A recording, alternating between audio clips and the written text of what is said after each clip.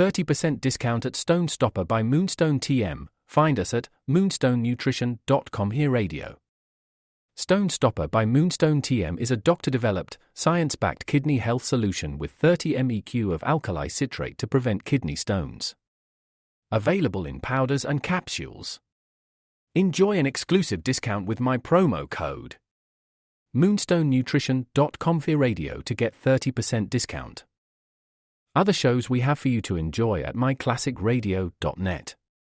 The Avengers was most certainly not a household name in South Africa prior to the radio series.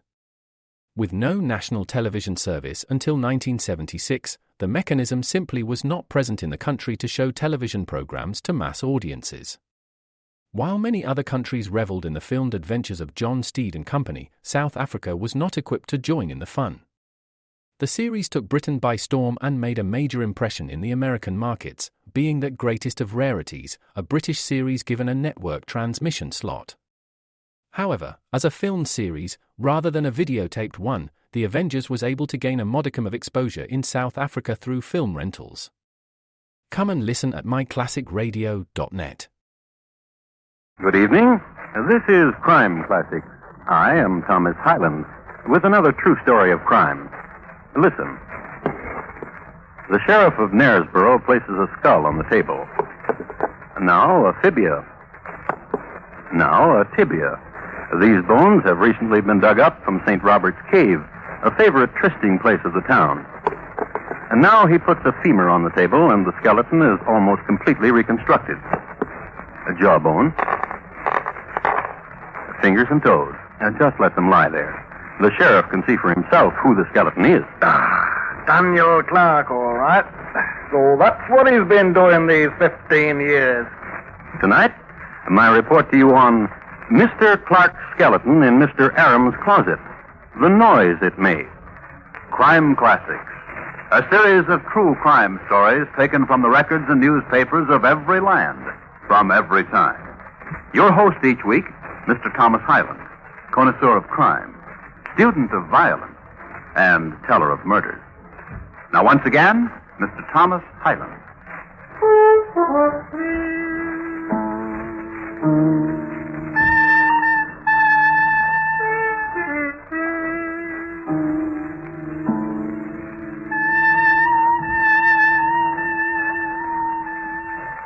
The Huxley Seminary for Genteel Females is extinct now, and a moral might be drawn from that. Last year on a stroll in London, its campus was defined for me.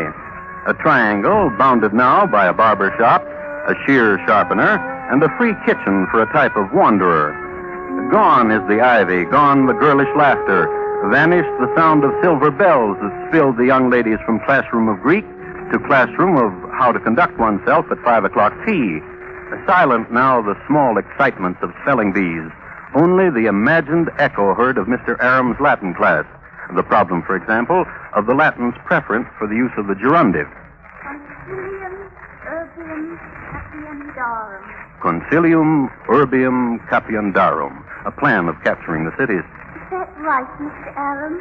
And it was so important that it be right, for Janice was 17, and it was necessary that Mr. Aram approve her Latin, for this was her plan of capturing Mr. Aram. Why, Stabida, I do hope I'm right. Of course you are.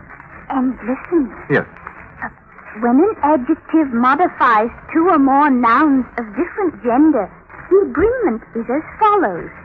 The attributive adjective agrees with the nearest noun. As, for example, multi urbis, opida, vicique. Yes.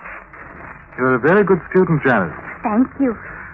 I think now you've made up all the time you've missed, so that I shall not have to tutor you in private anymore. Mr. Aram. Yes, Janice. I love you. Child. I love you truly. Homo laudandus est. Oh, please don't try to prove anything to me in Latin, Mr. Aram. Child, many girls fall in love with their teachers. Oh, every girl in school is in love with you, Mr. Aram. And I love you the most. That's very sweet of you. And I don't care that you're married. Now, please, Janet. Look. Huh? This poem I've written to you in the corner of my book. Oh, please read it. All right. Joyce? Well, I know there's some mistakes in syntax, but I think you've expressed yourself quite clearly. sincerely, too. I think you'd better go now, Janet. Don't you think I'm beautiful? Lovely. Truly lovely. Oh, then you do love me. You're just afraid that No. you'll... I'm an older man, Janet. Then my wife and I are blessed with happiness and love. And I cherish the life I have with her. Then what of me? Why, if you truly love me, you will suffer a broken heart. It will make you more beautiful still. Now go.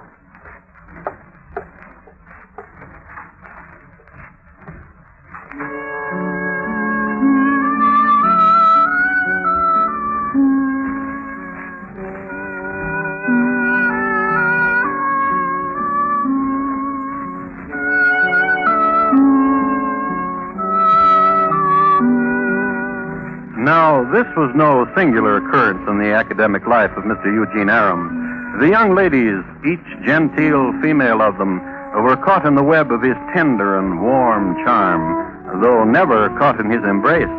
For Mr. Aram was a good man, an understanding man, a scholar of Greek and Latin and Hebrew, and a gentleman in any language. He was 38 years old, and for the last dozen years, his chief devotion was Ellen, his wife. For example, that very night. Close your eyes. Very well. Hold out your hands. All right. Now, open them. Well, Eugene. If you only knew how much I've wanted this for you. My dear, Yes, dear. to have bought this, how you must have scrimped. Such a horrid word, scrimped. I call it saving for your joy. Ah, you're my beloved. Yes, I know. How was school today? Well, You're smiling. What happened? Tell me. one of my Latin students. Oh, again. This one thought to woo me with an interesting Latin construction. Oh, poor child. Well, it will pass with her as it passes with all the others. Only to fall prey to Mr. Black in manners and numbers section. Oh, come now, let us not judge. You're too kind. Now, there's not time in this life for malice. Too gentle. Too good. Truly, do you believe that? No, of course not. You're my husband, and you're my love. Come, sit you down to your meal.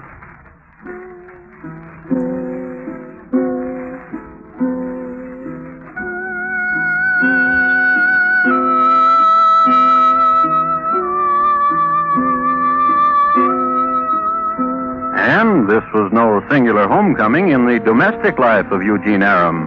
His wife, the whole being of her, was caught in the web of his tenderness and his love. And she, unique among women, was caught in his embrace. There's some other things to know about Mr. Aram. Though his salary was a small one, he gave a considerable portion of it to his church and to charities. Each holiday would see him bringing baskets to the poor, and his name was breathed in prayers all over the neighborhood. How, you might ask, did he get along at work? With his employers, for instance. Mr. Adam, of all the tutors here at Huxley, you are truly a prize. Well, thank you, Mr. Huxley. I have here a letter from the proctors of the university, Mr. Adam. Oh, yes? It caused us very pleased. Oh?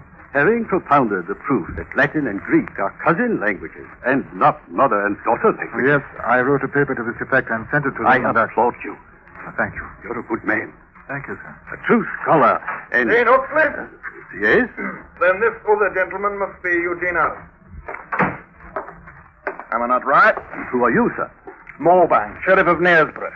Yes? I've come for Mr. Aram Come for him. to arrest him Arrest him? for murder.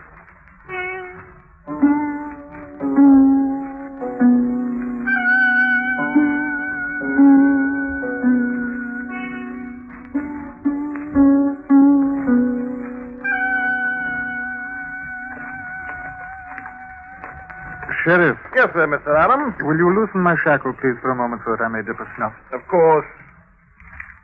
All right. Yes. Too tight? No. Sheriff, Yes, sir, Mr. Aram. you said... Murder. Which is the reason you are being taken to Knaresborough in chains. Murder of Mr. Daniel Clarke. That's right, sir. Who is Mr. Daniel Clarke? He was the shoemaker. And why am I called to attest to his murder? You've been named. By whom? Mr. Theodore Houseman. Houseman. Houseman. Who's he? You don't know him. No. He said he was a good friend of yours. 15 years ago, that is. I never heard of him. Well, sir, this is the way it was. Last month or so ago, a workman was digging in the limestone pits in Knaresborough. You remember where they are? You remember Knaresborough, don't you, sir? It's been so long since I lived there. I've traced it, sir. 15 years. Well, to go on. Yes, please. Well, sir, this workman was digging and comes across a skeleton. Now, the townspeople there couldn't for their life figure out who the skeleton was, since pride is taken in resting people proper in the graveyard. Yes, I can see what the problem was. Well, sir, someone remembered that 15 years ago, a certain Daniel Clarke, shoemaker, disappeared. And it was remembered, too, that Daniel Clarke had a close friend still about named Theodore Houseman. And you spoke with Mr. Houseman, I take it? Yes, I did, sir. And Mr. Houseman proved conclusively that the skeleton taken from the lime pits was not Mr. Daniel Clarke at all. Then I don't understand. But he took us to St. Robert's Cave, showed us where to dig, and sure enough... Another skeleton. Right. Right you are. Which you identified as Mr. Clarke's remains. All right. Right you are. With certainty. Of course, sir. How do you know it was Mr. Clarke? Why, who else would it be? Oh, I'm sure I don't know. Besides, Besides what? this skeleton had a skull bashed in. What does that prove? That it was Mr. Clarke. But how do you know? Why, who else could it be?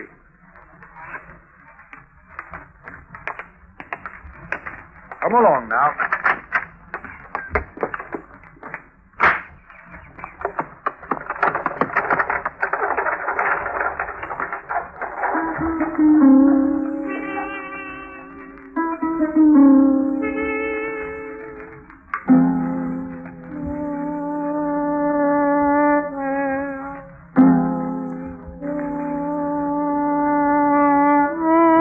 And to underline his logic, the sheriff, on the dusty ride from London to Knaresborough, would repeat himself Why, who else could it be?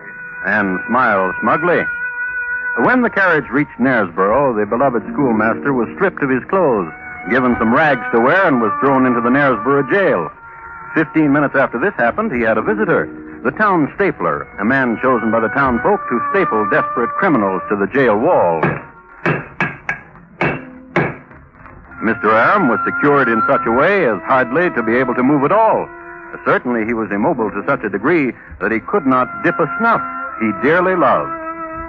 15 minutes after he was stapled, Mr. Aram had another visitor. You remember me, Eugene? Vaguely, I think. Turn to the light. Well, remember me from when you used to live here? I think. I'm not sure. Teddy. Teddy. Teddy Houseman. Oh, you're the one. Who named you murderer. I see. First, I was named. Went to trial, too. But I was acquitted.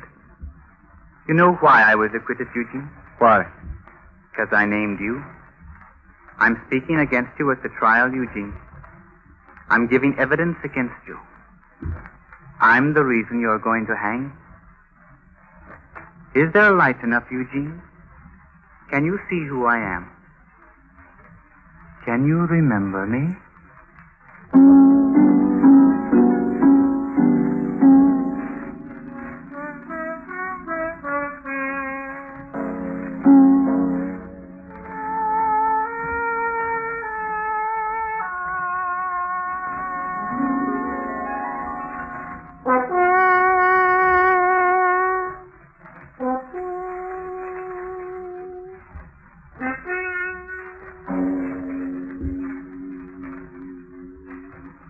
You are listening to Crime Classics and your host, Thomas Hyland, and his report to you on Mr. Clarke's skeleton in Mr. Aram's closet, the noise it made.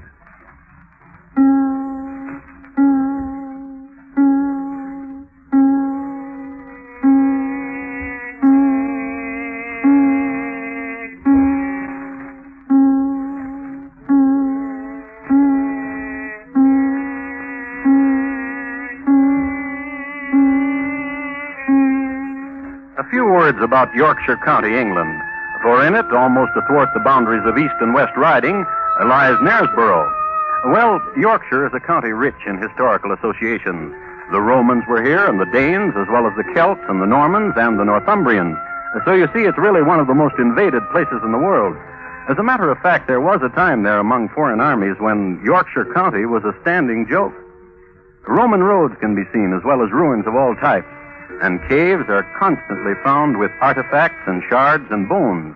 And in such a cave, the bones of Daniel Clarke. I'm sure it's Daniel Clarke, for I remember when Eugene Aram dug a hole and put him there 15 years ago. If it's not Daniel Clarke, then who else is it? Hit him over the head with a shovel and buried him, Eugene Aram did. Of course it's Daniel Clarke. Who else could it be? But my husband is such a good man. Did you know him 15 years ago, Mrs. Aram? No, I didn't. When did you meet him? 12 years ago, in London. How? I was to market, and he followed me home. Did he? And he walked up the steps behind me. Did he? And I turned, and I was about to tell him to hie away. But he closed my mouth with a kiss. Did he? Yes. Then what kind of a man would do that now? Would a gentleman do it, I ask? My husband is a gentleman and romantic. And I wanted him to kiss me. Did he tell you where he was from? From Knaresborough, he said. Come to London to study and to teach and to take wife. And he said he needed to take wife before he could study or teach. Did he say out about a man named Daniel Clarke? He spoke of poets, not shoemakers. Did he say about a man named Theodore Houseman? He spoke of philosophers, not liars. Did he? Did he now?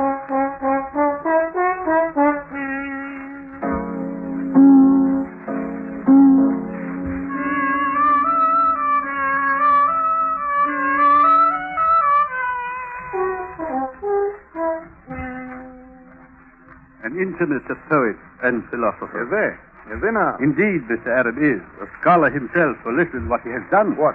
Self-taught he is in Latin and Greek and Hebrew, as well as knowledgeable in other Sanskrit languages, as well as knowing history and doing sums without a backus board. And he writes in a hand elegant and fine, as well as propounding theories as to the relation of one language to another. Cousins he called Latin and Greek, not mother and daughter, as do Hessel and Ross. Does he now? Beloved by all. Oh. Kindly and admired. Yet Yet what? it looks as if he is a murderer. No. No, I'll never believe it.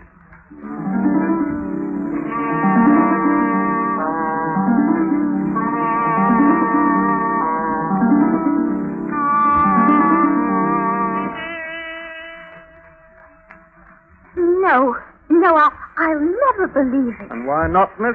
Because I'm his Latin pupil. Yes, I know. And I offered him my love. Did you?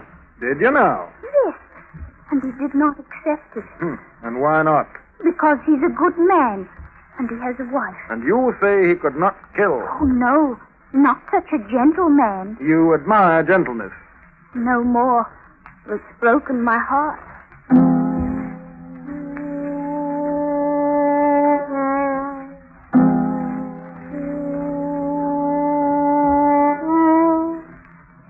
Sheriff Mobank went back to Knaresborough with definite impressions that Eugene Aram was loved by one and all, and that he was a mild man, and that no one would believe he could commit a crime so horrendous as murder. And nevertheless, Eugene Aram was brought to trial, and the greater part of the trial was devoted to Theodore Houseman's testimony, and this is the story he told. 15 years ago, he said, he and Eugene Aram had been friendly with Daniel Clarke, the shoemaker. And one night, when they were all together, Daniel said, I have an idea, gentlemen. Concerning what, Danny? Concerning a way to make us rich. Do you now, Danny? How? Well, I'll tell you. You know of my wife? That she comes into fortune? You're a lucky one, Danny. Oh, but she's been coming into fortune now for over a year. And I'm still making shoes for the folks of Knaresborough. But this idea now. Tell us, Danny. Now, all the shopsmiths of Knaresborough know that one day I come into a sum of money. True. And all I've to do is to buy on credit. An advance, so to speak, until my wife inherits her fortune. Now, that's an idea if I ever heard one. And on credit you could buy the finest clothes. For all of us. Sure. For all of us. Silver things. For all of us. For me. For me? For me. For all of us. And then we could go to London. And live the fancy life. And beguile the London ladies. Where are you from, you handsome lads, they'll say? From Yorkshire, ma'am, we'll say, and give us a kiss. And they'll do it. They'll want to. Because we'll have money. And be dressed fine. Then do it, Danny. Do your idea. Do your plan. Danny, What? what of your wife? When we're in London, she'll be here to pay the bills. When she gets her inheritance. When she gets it. And Hausman went on with his story. He told how Daniel Clarke went to the shopkeepers, and from Mr. Chesney he got several services of pure silver plate, and on credit, mind you. And from Mr. Malcolm, the jeweler, a fistful of diamonds and pearls. And from Mr. Fiveck, the tailor, garments of leather and garments of brocade. And all this and more he brought to them, and ales and wines to have a party.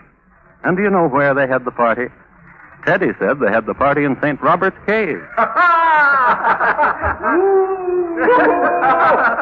it was easy. Tell us, Danny, lad. Oh, I told Mr. Chesney that I only wanted one silver service. He insisted I take 3. I told Mr. Malcolm I was just looking about. And he asked me, wasn't I the lad whose wife is coming into a fortune soon as the court allowed? And I said, yes. He pressed a handful of diamonds and pearls on me. And Mr. Fiveck, greediest of them all, bolts of brocade and leather he piled me high with. What a fortune is here. Oh, let us drink, and then we'll go to London. And then we'll... Danny. Oh, I like you, Eugene. Oh, warm friend. Oh, what a kind, gentle, warm friend you are. Danny. Good friend. Why? Why are you laughing? The trick the shadows make in this cave. Oh? As if you're holding high a shovel above my head. As if... Well, now, I believe you've killed Danny, Eugene. To have cheated his wife like that. He was a cheater, all right. You take half and I'll take half of what he cheated her of. And what will you do with him? Bury him. Bury him. Bury him. And so Teddy Hausman finished his story. Then, you remember, the sheriff walked over to a table in the courtroom. My lord, this is the skull we found. The fibia, the tibia. The femur, the jawbone. And these are the fingers and toes. This is Daniel Clarke, all right. Who else would it be? As sheriff of Knaresborough, I've been asking that all about, and no one can give me answer. Oh, it's Daniel Clarke, all right. Oh, my name isn't Teddy Hausman. And Eugene Aram put the side of the shovel to him as true as I stand. And what have you to say, Eugene Aram? My lord, I labor not with guilt, but with perplexity. For my whole conduct in life contradicts every particular of this indictment. I concerted no schemes of fraud, projected no violence, injured no man's person or property. My days were honestly laborious, my nights intensely studious. It is deserving of attention, my lord, that no person, after a temperate life, plunges into the very depths of evil. A man is never corrupted at once. Villainy is progressive, step by step. And therefore you cannot believe that a man such as I committed this most hideous of all crimes. Permit me, my lord, to observe a little upon the bones which have been discovered and lain upon this table by the sheriff. It is said that these are the skeleton of a man. But is there any certain known proof which distinguishes the sex of human bones? Perhaps at some future time scientists will be able to tell the bones of a male from those of a female, but not so today. Now, here is a human skull produced, which is fractured. But was this the cause of death, or was it the effect of natural decay? If it was violence, was that violence before or after death? In May 1732, the remains of William, Lord Archbishop of the province, were taken up and the bones of the skull were found broken. Yet certainly he died by no violence offered to him, for we all know he died serenely in his sleep. More, such a deed as I am accused of is wholly repugnant to every part of my life.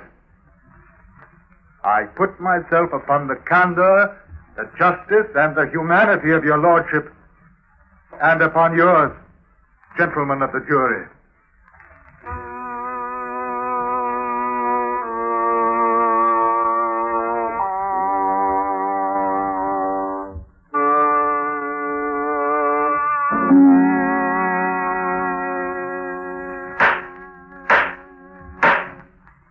Eugene Aram, having been found guilty by a jury of your peers, it is the sentence of this court that you be placed in Knaresborough prison alone so that you may commune with your soul and ask peace of your Maker.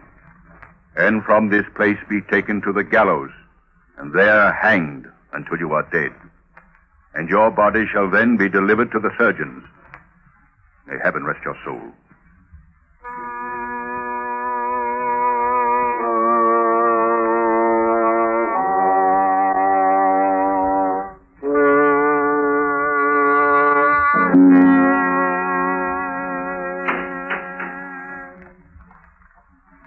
How can they hang you, Eugene? The judge himself said that yours was one of the most clever speeches he'd ever heard. I know you didn't kill that man, and all of England knows it. They're forming committees. People are kind. Good news, Eugene. I've gotten up a petition. Scholars and teachers were banding together, and we'll save you. You have nothing to fear. That is wonderful of you people. Humanity. Another victory will be yours. Hello, Mr. Aram. You remember me, do not? Janice, your Latin pupil. I'm so out of breath, I can hardly tell you. We've gotten up a paper. All kinds of signatures. Boys and girls, students from all over England. Oh, certainly they won't hang you now.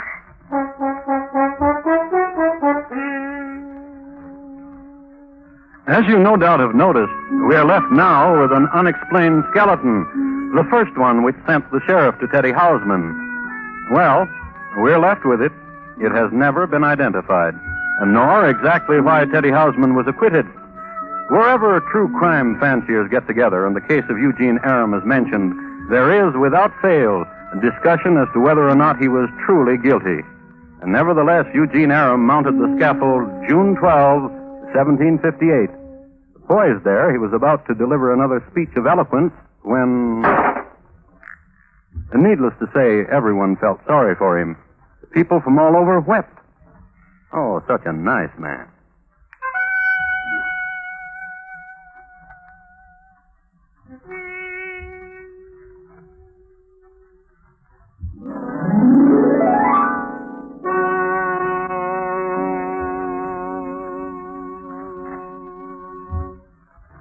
In just a moment, Thomas Hyland will tell you about our next crime classic.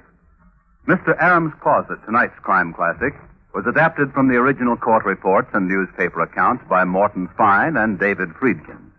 The music was composed and conducted by Bernard Herrmann, and the program is produced and directed by Elliott Lewis. Thomas Hyland is portrayed on radio by Lou Merrill. In tonight's story, Van Wright was heard as Mr. Aram. Featured in the cast were Betty Harford, Ellen Morgan, Herb Butterfield, Charles Davis, Richard Peel, and William Johnstone. Bob Lamont speaking. Here again is Thomas Hyland. Paris, France, in the year 1673 will be our next concern.